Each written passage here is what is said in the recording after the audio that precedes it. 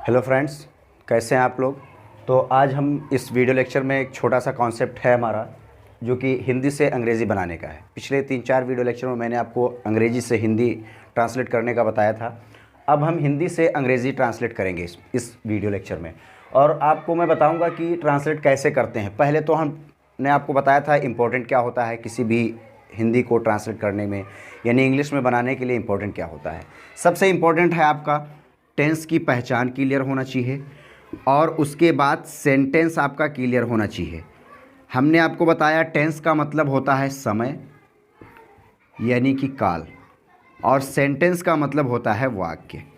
और वाक्य में आपने पढ़ा affirmative, negative, interrogative and negative, आपने ये पढ़ा। टेंस में आपने पढ़ा प्रेजेंट,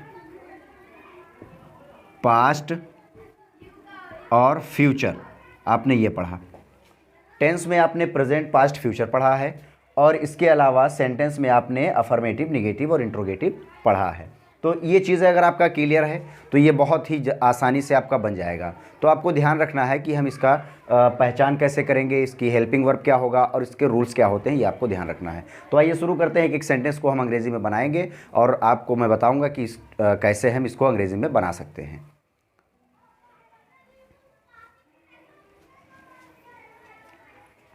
पहला सेंटेंस हमारा है, पहला सेंटेंस, चंदन एक साधारण व्यक्ति है। व्यक्ति का मतलब आप जानते ही हैं, आदमी। तो अब ये हमारा सिंपल सेंटेंस है, और सिंपल सेंटेंस में है, हूँ, हो आ जाए तो इज एम आर का यूज़ करेंगे। सब्जेक्ट हमारा इसमें चंदन है, तो हमने लिखा चंदन, और सब्जेक्ट के बाद हम हेल्पिंग वर्ब। देखिए, सिंपल प्रेजेंट का ये अफर्मेटिव सेंटेंस है, तो अफर्मेटिव में आपको पता है कि हम क्या करते हैं, सब्जेक्ट प्लस हेल्पिंग वर्ब, और उसके बाद मेन वर्ब इसमें है नहीं, तो हम लिखेंगे ऑब्जेक्ट। क्या है? एक साधारण व्यक्ति, ए जेंटलमैन।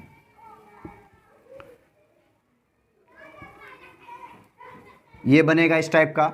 वह एक किसान है, हमने वह के लिए लिखा ही, और फिर है के लिए लिखा इज, और किसान का हो जाएगा a farmer. He is a farmer.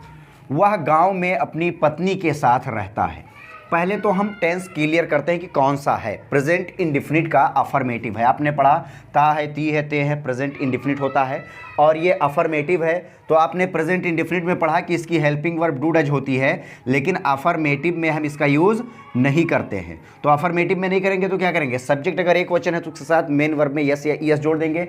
हम यहाँ पे सब्जेक्ट लिखते हैं पहले ही, और उसके बाद मेन वर्ब क्या है, रहना।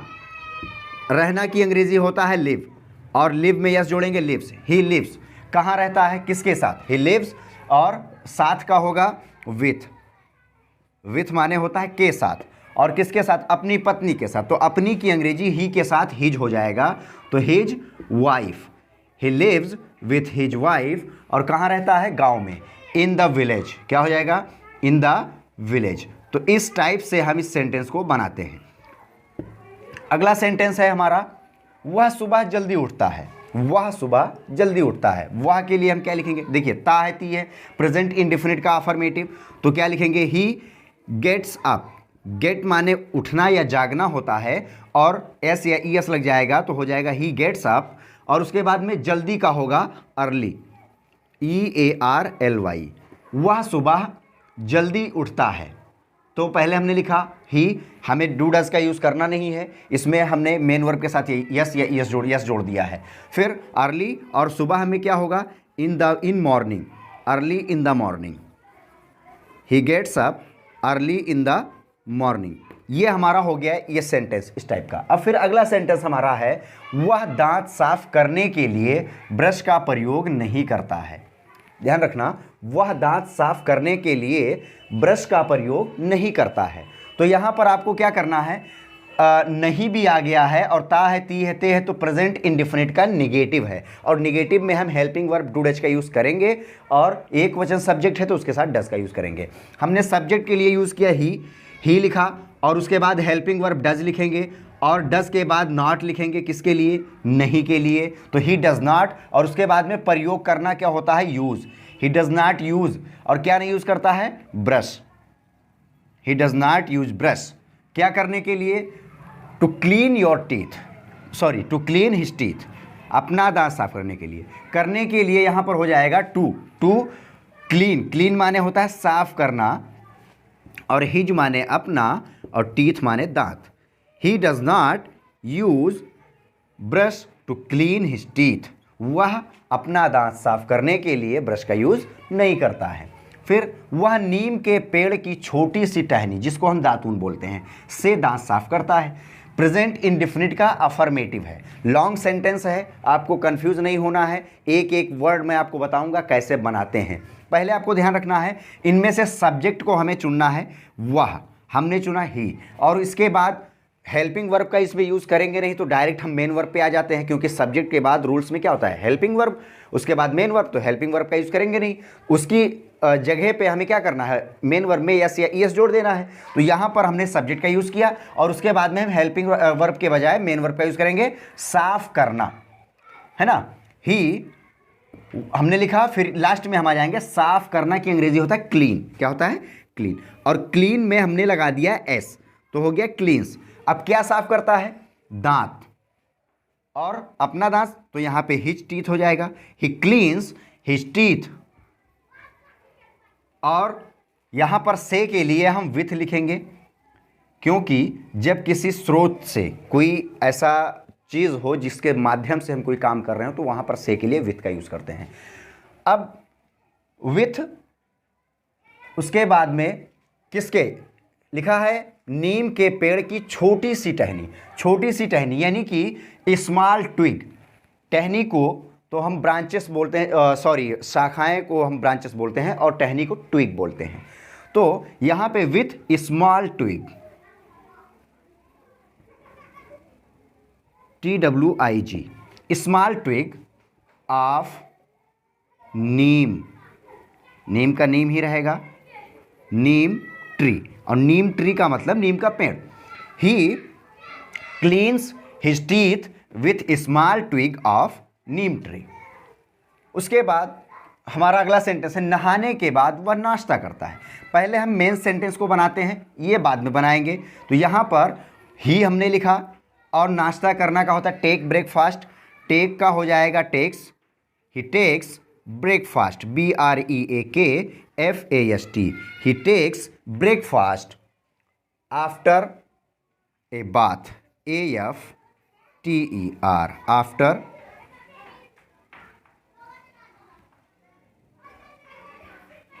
ए बाथ हम यूज़ करेंगे यहाँ पे।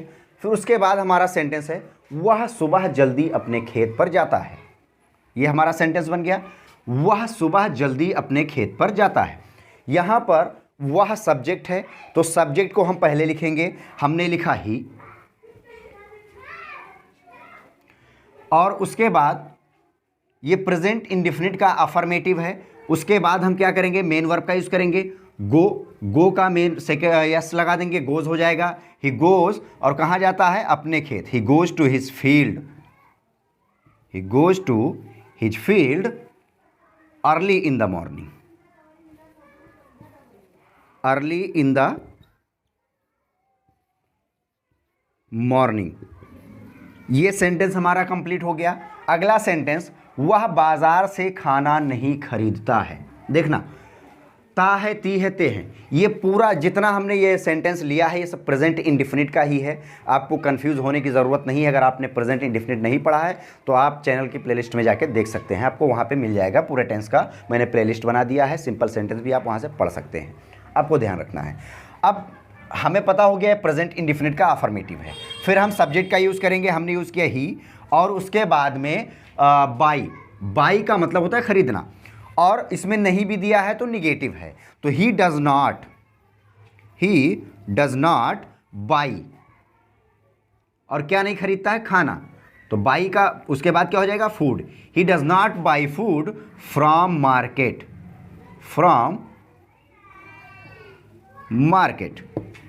फिर उसके बाद है, वह इसे अपने खेत में उगाता है, वह इसे अपने खेत में उगाता है। ता है, ती है, प्रेजेंट इंडेफिनिट का अफर्मेटिव है। अफर्मेटिव वो होता है जिसमें नहीं ना दिया हो ना क्वेश्चन पूछा गया हो। इसमें नहीं भी नहीं दिया गया, क्वेश्चन भी नहीं पूछा गया है, तो हमने लिखा ही। और उसके बाद में उगाना की अंग्रेजी होता है ग्रो, क्या होता है, ग्रो।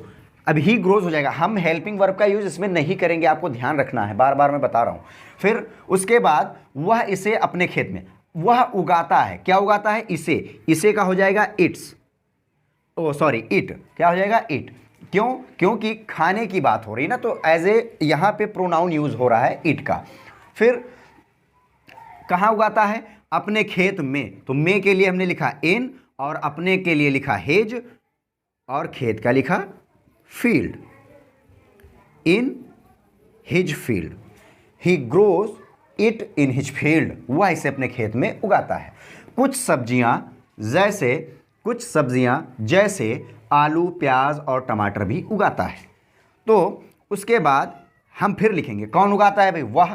तो ही ग्रोज, ही आल्सो ग्रोज भी लिख सकते हैं, क्योंकि भी के लिए आल्सो का यूज करेंगे।